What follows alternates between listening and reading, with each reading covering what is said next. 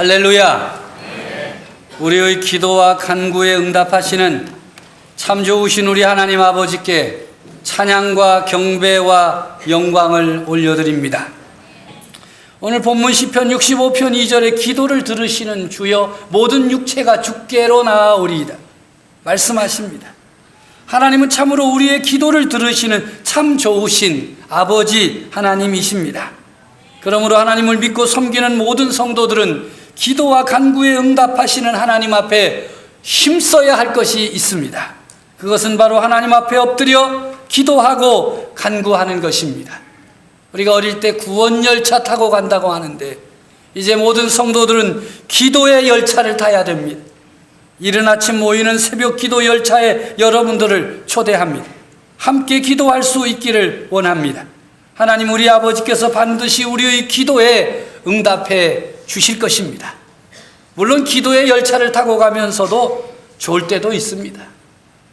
경치 구경하느라 마음을 빼앗길 때도 있을 것입니다. 그러나 기도 열차에 타고 있으면 목적지를 향해 가는데 아무런 문제가 없습니다. 하나님께서 우리를 책임져 주시기 때문입니다. 특히 기도의 어머니로 세움받은 사랑하는 우리 교회 권사 여러분, 이 기도 열차에서 내리시면 안 됩니다. 어느 역에서 내렸는가 살펴보고 속히 탑승하시기를 바랍니다. 이 기차 놓치면 정말 안 됩니다. 그리고 교회의 일꾼으로 세움받은 안수 집사 여러분, 기도 열차를 타고 함께 가기를 원합니다. 교회를 섬기는 일은 하나님의 도움 없이는 제대로 되는 일이 없습니다. 엎드려 기도해야 하나님의 도우심을 받고 하나님의 도우심을 받아야 행하는 일들마다 열매 맺을 수 있습니다. 사소하게 보이는 일도 기도해야 합니다. 너무 커 보이는 일도 기도해야 합니다. 내 삶의 모든 문제들을 가지고 하나님 앞으로 나아가 엎드려 기도하고 간구할 때 우리의 기도를 들으시는 하나님은 기뻐하시고 능력으로 역사해 주실 것입니다. 사랑하는 성도 여러분, 여러분들도 하나님 앞에 엎드려 기도하며 간구해야 될 일이 얼마나 많습니까? 이리 뒤쳐 저리 뒤쳐가지 말고 이 궁리 저 궁리 하다 시간 보내지 말고 과감하게 일어나서 자리를 떨치고 일어나서 새벽 기도 열차를 타보십시오. 믿은 지 얼마 안 되는 분들도 환영합니다. 기도할 줄 모르는 분들도 환영합니다. 하나님은 우리를 향하여 이렇게 말씀하십니다. 내 입을 크게 열라 내가 채우리라. 입 좀 크게 여세요. 안타깝게도 기도하여야만 하는 분들이 기도하지 않고 있는 것이 현실입니다. 예전에 기도 생활하다가 멈추어 선 분들도 환영합니다. 또 아무리 기도해도 응답이 없다고 소용없다고 불평하면서 기도 열차에서 내리신 분들도 속히 타십시오. 하나님께서 여러분들 기다리고 계십니다. 응답의 선물을 준비하고 엎드려 기도하는 자들을 찾으십니다. 하나님의 때가 되었습니다. 오늘 설교 제목이 매우 깁니다. 한 줄로 안 차가지고 두 줄로 했습니다. 간단히 한마디로 말하면 무엇입니까? 엎드려라. 그 말. 엎드려라. 이 궁리 저 궁리 하지 마시고 하나님 앞에 엎드려라. 어디로 가야 되나 어떻게 해야 되나 하지 말고 하나님께 엎드려라. 좀 꼼짝 좀 하지 말고 하나님 앞에 엎드려라. 다른 사람 앞에 엎드려도 안 되지요. 엎드리는데 하나님 앞에 엎드려야 돼요. 왜 하나님 앞에 엎드려야 합니까? 응답하시는 능력이 하나님께 있기 때문입니다. 열왕기하 4장 본문 말씀에 보면요, 엘리사 선지자를 통하여 나타나는 하나님의 놀라운 능력과 역사가 기록되어 있습니다. 그 능력과 역사를 통해서 하나님이 어떤 사람을 돌보시는가 말씀하고 있습니다. 첫 번째는 가난한 여인의 간구에 응답하시는 하나님의 능력입니다. 가난은 국가도 감당할 수 없다고 말하지 않습니까? 그러나 하나님은 가난한 자들의 기도와 간구에 응답하여 주십니다. 더 신속하고 빠르게 응답하십니다. 두 번째는 죽음 앞에서 애통하는 여인의 간구에 응답하시는 하나님의 능력이 나타납니다. 사랑하는 이의 죽음은 사람들을 큰 슬픔과 애통의 골짜기로 몰아넣습니다. 아무도 그를 위로할 수가 없습니다. 그러나 하나님은 애통하며 슬퍼하는 이들의 기도에 귀를 기울이시고 역사하여 주십니다. 세 번째는 굶주림으로 고통하는 사람들에게 응답하시는 하나님의 능력이 기록되어 있습니다. 굶주림은 겪어보지 않은 사람들에게는 아무리 설명을 해도 이해할 수 없는 고통입니다. 자녀들을 굶기지 않기 위해서 몸부림치면서 이리저리 뛰어다니는 홀로 된 여인, 홀로 된 어머니, 얼마나 그 마음이 분주하겠습니까? 자신은 배고픔의 큰 고통을 당하면서도 자신의 겪는 굶주림의 고통을 자녀들은 겪지 않게 하려고 이곳저곳으로 뛰어다니는 그 어머니의 마음은 하나님의 마음입니다.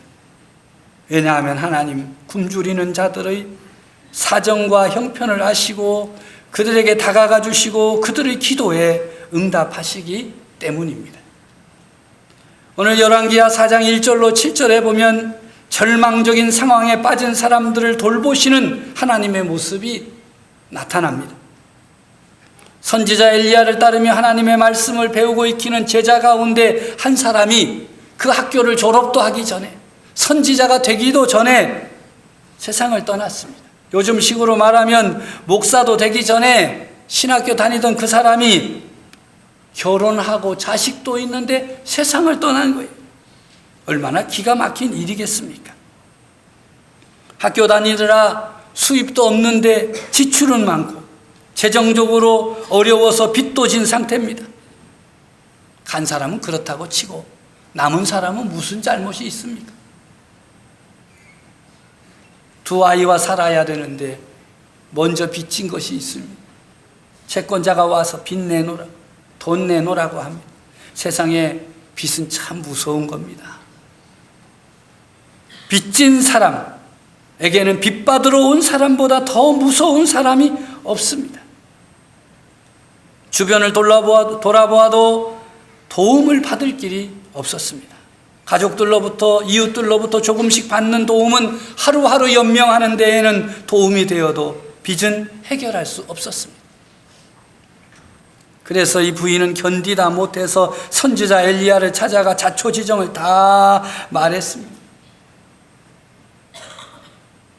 이제 빚준 사람이 와서 나의 두 아이를 데려가서 그의 종을 삼으려고 하는데 어떻게 해야 하겠습니까? 보통 어조로 말했겠습니까? 이 말을 하고 있는 여인의 마음이 어떠했을까 공감하는 분들 계십니까? 차라리 죽는 것이 낫다. 남편도 잃고 두 아들 종으로 뺏기면 그 세상 살아서 뭐 하겠어? 그래도 살아야 되지요.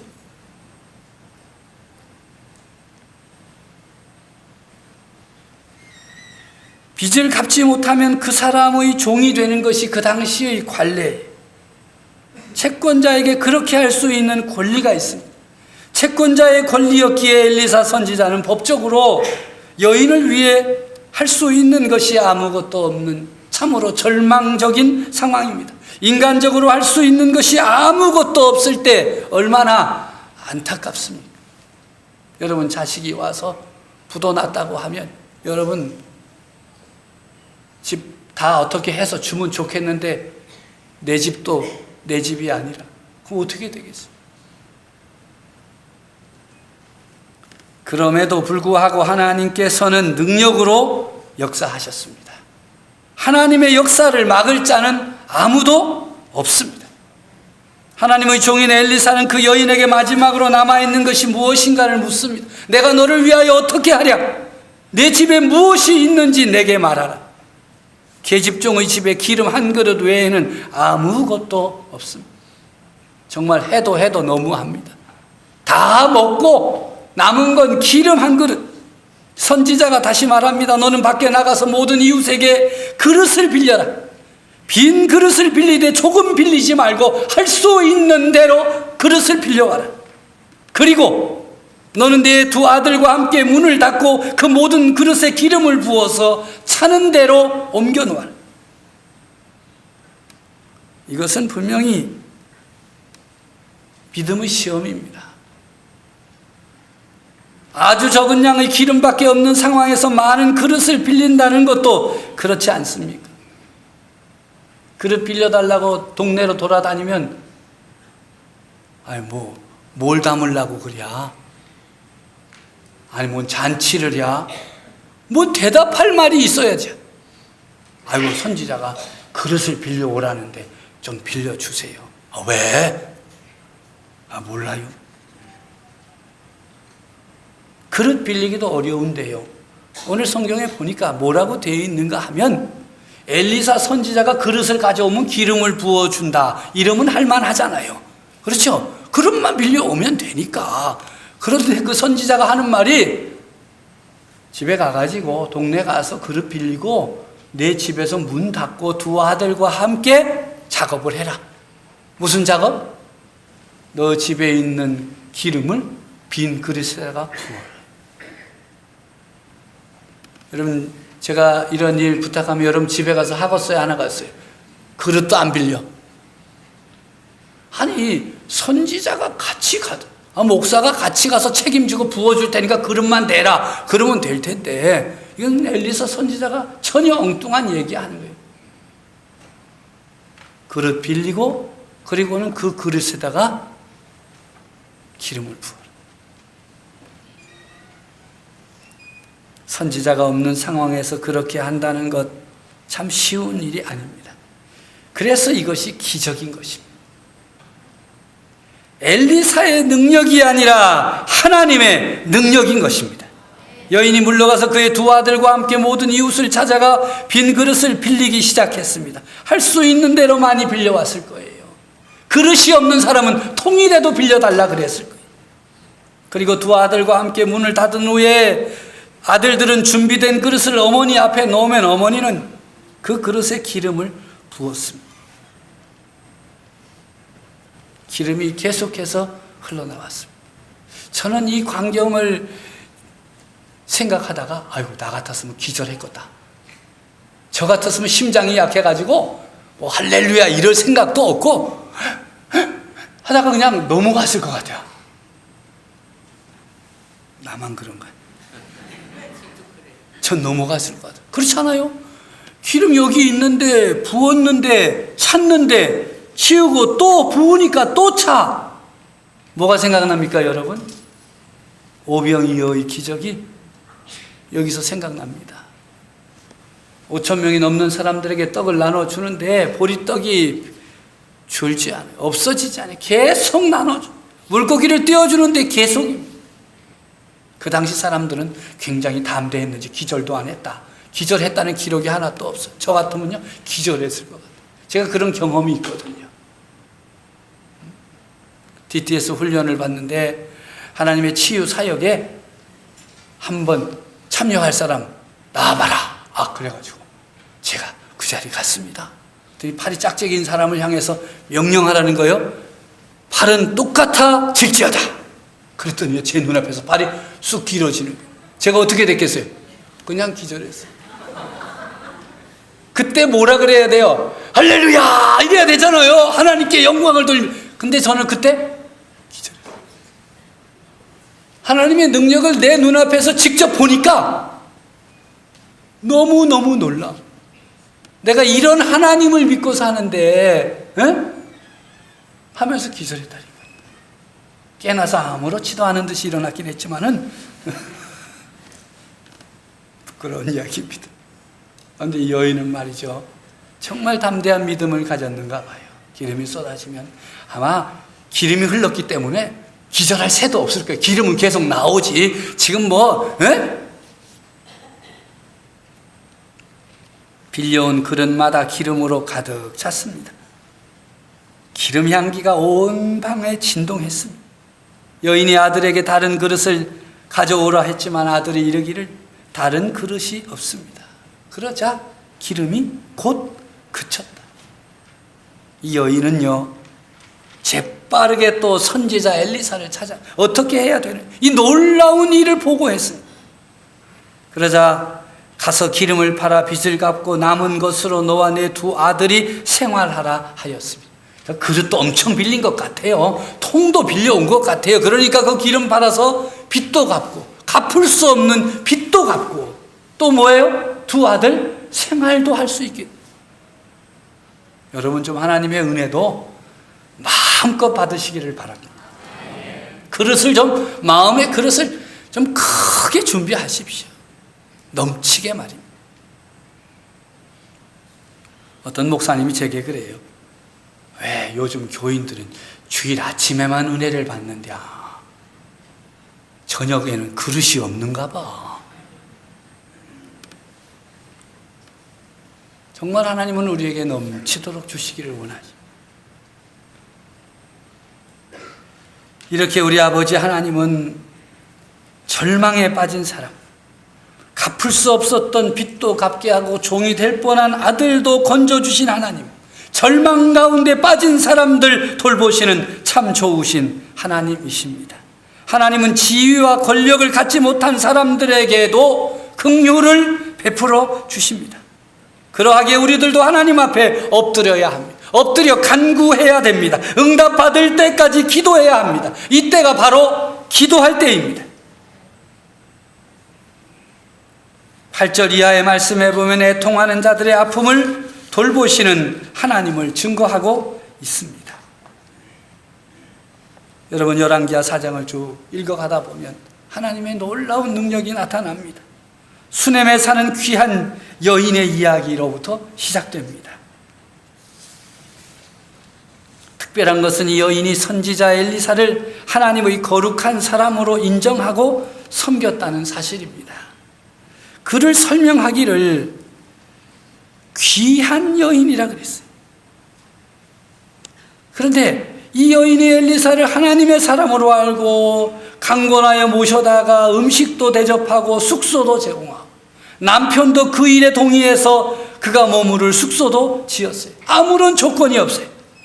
그냥 하나님의 사람인 선지자를 공개하고자 하는 마음뿐이었습니다. 참 아름답고 귀한 일이었습니다. 그러던 어느 날 하나님의 영에 감동된 엘리야 선지자가 그 여인에게 놀라운 선언을 했어요. 한 해가 지나 이때쯤에 내가 아들을 안으리라. 그런데 여인의 반응이 참 이상합니다. 아닙니다. 내 주 하나님의 사람이여 당신의 계집종을 속이지 마십시오. 제가 무엇을 바라고 모신 것이 아닙니다. 그런 일은 일어날 수도 없습니다. 남편도 나이 많고 지금까지 참으로 애쓰고 힘썼던 일이지만 이제는 아닙니다. 그 문제 다 내려놨습니다. 괜히 아이 문제로 저의 마음을 성가시게 하지 말라는. 그럼에도 선포된 하나님의 약속은 그대로 이루어졌습니다. 엘리사가 말한 대로 아들을 낳았어요. 아닙니다. 거짓말하지 마세요라고 했는데 아들을 낳았어요. 얼마나 큰 잔치가 벌어졌겠습니까? 그런데 오늘의 본문은 그게 중요한 게 아니에요. 기적적으로 아들을 낳았다가 아니에요. 그런데 그 아이가 잘 자라가지고 아버지 일하는 들에 쫓아갈 정도로 컸는데 어느 날 머리가 아프다. 그래서 아버지가 함께 있다가 일꾼 시켜서 그 엄마한테 데려다 주라고, 머리가 아프다고. 그런데 어머니의 무릎 앞에 와서 앉아있다가 그냥 죽었어요. 아파 하다가 세상을 떠났다.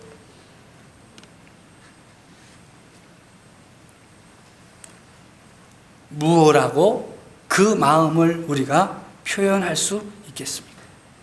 이 여인은 이 상황 속에서 아들의 죽음을 인정하려 들지 않았어. 적어도 이 아이의 생명의 책임이 있는 선지자가 아들의 죽음을 선포하기까지 그 죽음을 인정할 수 없었습니다. 그래서 40km 떨어져 있는 엘리사 선지자의 숙소로 달려갔어요. 뛰어간 게 아니라 나귀를 몰고 갔어요. 함께 가는 사환에게 말하기를 속도를 줄이지 말라. 여러분 40km면 대전 40km 될까 말까죠? 40km를 나귀를 타고 정신없이 갔습니다. 어떻게 갔는지 모릅니다. 그리고 그곳에 도착해서 그녀는 땅에 엎드려서 엘리사 선지자의 발을 안았습니다. 엘리사와 함께 있던 시종들던 개하시고 이러면 안 된다고. 그래도 그리고 이렇게 말했습니다. 내가 내 주께 아들을 구하더이까? 나를 속이지 말라고 내가 말하지 아니하였습니까? 여인이 이 불평을 하려고 그 먼 길을 달려간 것입니까? 아닙니다. 아들이 다시 살아날 길은 하나님께 있습니다. 아들이 다시 살아날 것을 기대하며 달려가서 그렇게 말하는 것입니다. 내가 언제 아들 달라고 했습니까? 내게 그렇게 속이지 말라고 말했음에도 아들을 주셨는데 이제 이렇게 되었습니다. 엘리사가 시종을 보냈습니다. 자신의 지팡이를 그 아이 얼굴에 놓으라고 했습니다. 그런데 아무런 소용이 없습니다. 죽은 것입니다. 능력의 지팡이가 갔는데도 별 일이 없습니다. 그러자 여인이 이렇게 말합니다. 여호와께서 살아계심과 당신의 영혼이 살아계심을 두고 맹세하노니 내가 당신을 떠나지 아니하겠습니다. 난 이제 아무데도 갈 데가 없습니다. 당신이 움직이는 곳으로만 내가 움직일 것입니다. 하나님에 대한 그녀의 믿음은 하나님의 종에 대한 믿음으로 표현되었어요. 그래서 엘리사가 결국 그 여인을 따라갑니다. 40km. 여인은 나귀를 타고 엘리사는 걸어가고 믿고 구하는 여인을 따라갈 수밖에 없었습니다. 그리고 하나님은 엘리사의 기도를 들으시고 엘리사가 하는 일의 능력으로 역사하심으로 그 아이가 살아났습니다. 할렐루야. 여러분의 열왕기하 4장을 오늘 시간을 내서 한번 읽어보십시오. 자세하게 기록되어 있습니다. 놀라운 하나님의 능력과 역사가 그곳에 있습니다. 그 말씀을 붙들고 기도하십시오. 참으로 하나님은 마음속 깊은 곳에서 애통하는 사람들에게 긍휼과 은혜를 베풀어 주시는 아버지이십니다. 그릇을 준비하십시오. 비어있는 마음으로 하나님 아버지께서 주시는 성령의 기름 부으심을 받으십시오. 세워 주실 것입니다. 그 발 앞에 엎드리십시오. 내가 결코 주님을 떠나지 않겠습니다. 몸부림쳤던 여인처럼 하나님, 나는 결코 하나님을 떠날 수 없습니다. 내 아들을 살려주십시오. 내 남편을 살려주십시오. 이 문제를 해결해 주십시오. 주님 발 앞에 엎드려 마음을 쏟아 부으십시오. 애통하는 마음을 가지고 간구하며 부르짖을 때 우리 하나님께서 응답해 주실 것입니다. 중요해 보이지 않고 사소해 보이는 문제들을 안고 있습니까? 하나님을 신뢰하고 맡기십시오. 너무 커서 하나님도 어떻게 할 수 없는 일처럼 보이는 문제가 있습니까? 담대하게 그 문제를 하나님께 맡기십시오. 겸손하게 하나님 앞에 엎드려 마음을 토하여 쏟아부을 때 하나님은 하나님의 방법으로, 하나님의 능력으로 응답하시고 역사하실 것입니다. 오늘 하나님은 말씀을 통해서 우리에게 선포하십니다. 너희의 마음을 열라. 엎드려 기도와 간구로 내게 나아오라 말씀하십니다. 응답의 능력으로 준비하고 계시는 하나님께서 오늘도 우리를 부르시는 것입니다. 내게로 오라. 내 앞에 마음을 쏟아놓으라.